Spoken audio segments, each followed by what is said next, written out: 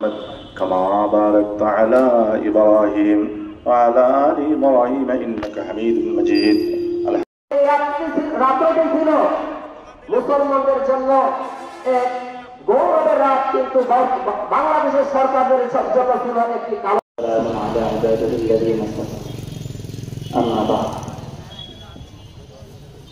সম্মানিত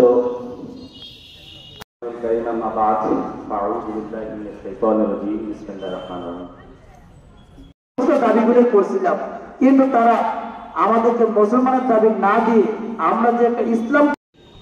আমরা সকলেই জানি আজকে আমরা কি নিয়তে কি উদ্দেশ্যে আমরা এই মাঠে উপস্থিত হয়েছি। আলহামদুলিল্লাহিল্লাযী ওয়াহদাহু ওয়াসসালাতু ওয়াসসালামু আলা মান লা নাবিয়্যা বা'দ, আম্মা বা'দ। কবি বলেছেন যে তাওহীদের আমানত আমাদের সিনায় আমাদের বুকে ধারণ করেছি আমরা। কোন শক্তি, বাতিল শক্তি, পরাশক্তি কালো আল্লাহ। وقال النبي صلى الله عليه وسلم الدين والنصيحة أو كما। আপনারা এই হেফাজতে ইসলাম কি কিংবা এই হেফাজতের এই 2013 সর্বপ্রথম তাদের রুয়াক মাগফিরাত কামনা করতেছি, যারা 13 সালে 5 বিষয়, এটা আফসোসের বিষয় না। আমরা তো দিন হেফাজতের জন্য, ইসলাম হেফাজতের জন্য সেখানে গিয়েছিলাম। এজন্য আল্লাহ তাআলা আমাদের কিছু কুরবানি নিয়েছেন। তবে হ্যাঁ, আমাদের প্রাপ্তি ছিল এতটুকুই। এরপর থেকে প্রকাশ্যে কোনো ব্লগার, কোনো নাচ। হেফাজতে ইসলাম মাদ্রাসা থেকে বের হয়ে রাজপথে আসে দিন রক্ষার জন্য। সেদিন হেফাজতে ইসলাম শাপলা চত্বরে গিয়েছিল পৃথিবীর সর্বশ্রেষ্ঠ মানব, যাকে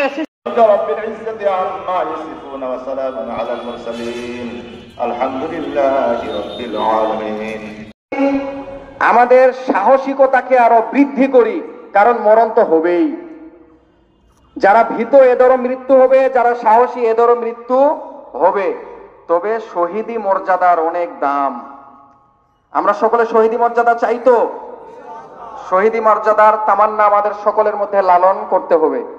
এজন্য আল্লাহর রাস্তায়, আল্লাহর পথে সদা সর্বদা জিহাদের কাজ আমাদের করে যেতে হবে। পারবো তো ইনশাআল্লাহ? আমরা আজকে যে সমস্ত দাবি আমার বিগত ওলামায়ে কেরাম বিভিন্ন দাবি জানিয়েছেন, আমরা এর সাথে একমত যে শহীদ ভাইদের রাষ্ট্রীয়ভাবে, আল্লাহ তাআলা তো তার মর্যাদা দিবেনই, রাষ্ট্রীয়ভাবে আমরা তাদের মর্যাদা চাই, স্বীকৃতি চাই।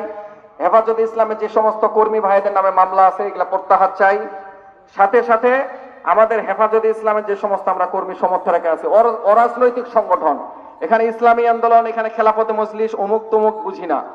আমাদের ইসলামের সাথে আমরা এই ব্যানারে এক হব, সকলেই একসাথে লড়বো। ইসলাম নিয়ে যদি কেউ চক্রান্ত করে, ইসলাম সদা সর্বদা আমরা সজাগ থাকবো।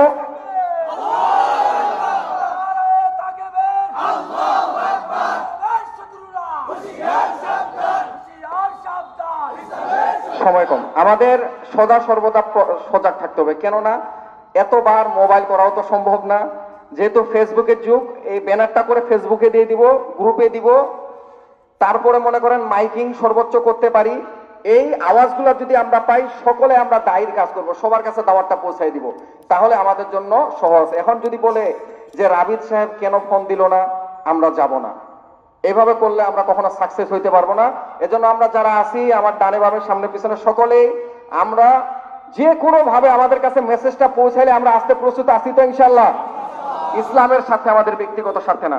ওয়া আখিরু দাওয়ানা আলহামদুলিল্লাহি রাব্বিল আলামিন। আসসালামু আলাইকুম ওয়া রাহমাতুল্লাহি ওয়া বারাকাতুহু। ওয়া রাহমাতুল্লাহি ওয়া বারাকাতুহু। ঘুম ধরছে নাকি? হেফাজতের প্রোগ্রাম, শাপলা চত্বরের আলোচনা, আওয়াজ নাই। আসসালামু আলাইকুম ওয়া রাহমাতুল্লাহি ওয়া বারাকাতুহু। আল্লাহ তাআলার দরবারে শুকরিয়া জানাই যে আল্লাহ তাআলা আমাদের এরকম একটা পরিবেশ করে দিয়েছেন। হেফাজতে ইসলামের শাপলা চত্বরের ঘটনা 2013 সালে সংগঠিত হয়েছে, কিন্তু এভাবে আমাদের শহীদ ভাইদের জন্য দোয়া করার মতো তৌফিক আমাদের হয় নাই, সাহসে আমাদের কুলায় নাই, বা ওই পরিবেশটা আমরা পাই নাই।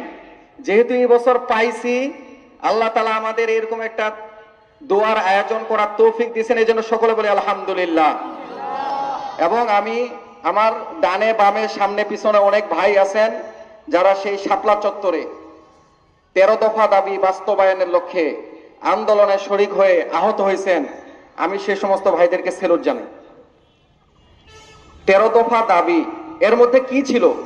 দেশ ধ্বংসের কোনো নকশা ছিল? দেশ কিভাবে এগিয়ে যেতে পারে, মুসলিম প্রধান দেশে মুসলমানরা কিভাবে তাদের অধিকার নিয়ে বাঁচতে পারে, এই বিষয়টাই এই 13 দফার মধ্যে ছিল। সংবিধানে আল্লাহ তাআলার উপর পূর্ণ আস্থা বিশ্বাস, বিসমিল্লাহ এর সংযোজন, এই কথাগুলাই তো ছিল এখানে। এই যে আমাদের আনোয়ার ভাই তো বললেন নাস্তিক বলওয়ারদের দৌরাত্ম্য, তারা যেটা করে এটা স্বাধীনতা, কিন্তু আমরা করতে গেলেই জঙ্গিপনা। ওই দিন শেষ। আওয়ামী লীগ ছিল একটা দাজ্জালের দল, আওয়ামী লীগ ছিল হায়েনাদের দল। তারা নির্বিচারে, শুধু শাপলায় না পিলখানাতেও তাদের স্বার্থ রক্ষার জন্য তারা বহু রক্ত ঝরিয়েছে। কিন্তু একটা আমরা স্লোগান দেই না, রক্তের বন্যায় ভেসে যাবে অন্যায়। এই রক্তের বন্যায় আজকে আওয়ামী লীগ ভেসে চলে গেছে। এজন্য আসেন كما باركت على إبراهيم وعلى آل إبراهيم إنك حميد مجيد. الخاسرين ربنا ظلمنا أنفسنا وإن لم تغفر لنا وترحمنا لنكونن من الخاسرين. رب العالمين أحكم الحاكمين. الله আল্লাহ কি জন্য বসেছি আল্লাহ ফাঁকা মাঠে? আল্লাহ দেখতেছো মাবুদ, আল্লাহ তলবে আলেমরা আর রব্বুল আলামিন আহকামুল হাকিমিন। আল্লাহ যারা কোরআন শরীফ তেলাওয়াত করে শেষ রাত্রে, আল্লাহ তাদের